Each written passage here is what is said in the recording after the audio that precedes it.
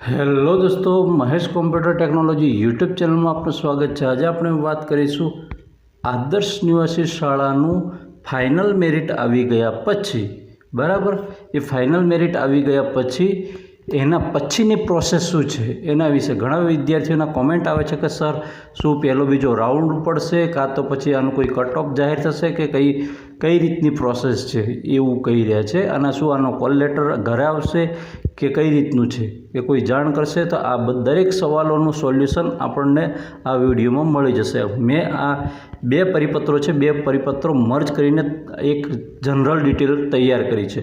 ડિટેલને આપણે ધીમે ધીમે અભ્યાસ કરીએ, એટલે કે જોઈ લઈએ। અહીંયા વાત કરી છે કે મેરિટ પ્રસિદ્ધ કરી દેવામાં આવશે પછી શું થશે કે આદિજાતિ કમિશનર જાતિ વિકાસ કચેરી દ્વારા નિયત થયેલ તારીખે, એટલે એમના દ્વારા એમની નિયત થયેલ તારીખે પ્રાવેશિક પરીક્ષાના જાહેર થયેલ પરિણામના મેરિટના આધારે પ્રમાણપત્રોની ચકાસણી, દેખજો 1 નંબર, પ્રમાણપત્રોની ચકાસણી તેમજ વિદ્યાર્થીઓના કાઉન્સેલિંગ, એટલે કે વિદ્યાર્થીઓનું મૌખિક ફેસ ટુ ફેસ પૂછપરછ અને કોલ લેટર અથવા તો પ્રવેશપત્ર જેવી કામગીરી માટે ક્યાં જિલ્લા કક્ષાએથી બોલાવવામાં આવશે, જિલ્લા કક્ષાએથી તમને જાણ કરવામાં આવશે। હવે તમને એમ થઈ ગયું કે જાણ કરવામાં આવશે, તો તમને કઈ રીતે જાણ કરવામાં આવશે? હવે આ સવાલનો જવાબ તમને ફરી આ બીજા પરિપત્રમાં મળે છે। આના પછી નેક્સ્ટ જોઈએ, આ બીજો પરિપત્ર છે, એની અંદર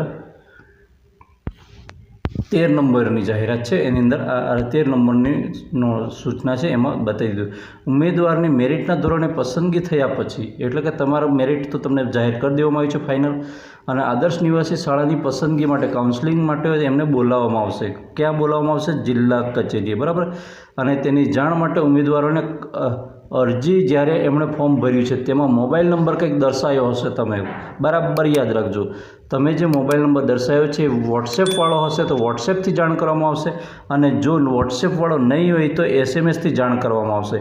એટલે આપણે ટાવરમાં રહેવું પણ, ઘણી જગ્યાએ ટાવરના પ્રશ્નો હોય છે તો ટાવરમાં રહેવું પણ જરૂરી છે, અને એકબીજાના મિત્રોના નેટવર્કમાં પણ રહેવું જરૂરી છે કે જેમણે ફોર્મ ભરેલું છે મેરિટમાં આવેલા છે તમારા મિત્રો હોય અન્ય એને।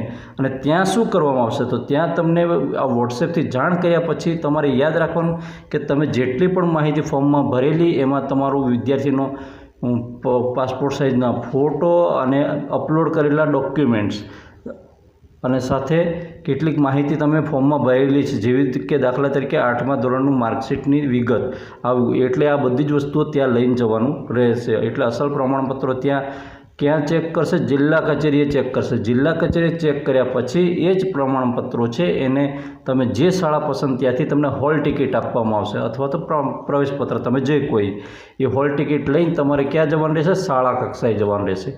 અને એ શાળાની અંદર જ્યાં તમે એડમિશન લેવા માંગો છો ત્યાં જઈને અને તમારે તે દર્શાવીને એ જ ડોક્યુમેન્ટ ફરી વેરિફિકેશન થશે, બીજી વાર વેરિફિકેશન થશે, અને બીજી વાર વેરિફિકેશન થયા પછી એ વિદ્યાર્થીને એ જગ્યાએ એડમિશન મળશે। આ એની લીગલી પ્રોસેસ છે। ઓકે મિત્રો, તમારો કોઈ પણ પ્રશ્ન હોય તો મને કોમેન્ટમાં અવશ્ય જણાવજો। આ વિડીયો તમને ઉપયોગી નીવડશે એવું હું માનું છું। ત્યાં સુધી મને રજા આપો। જય હિન્દ।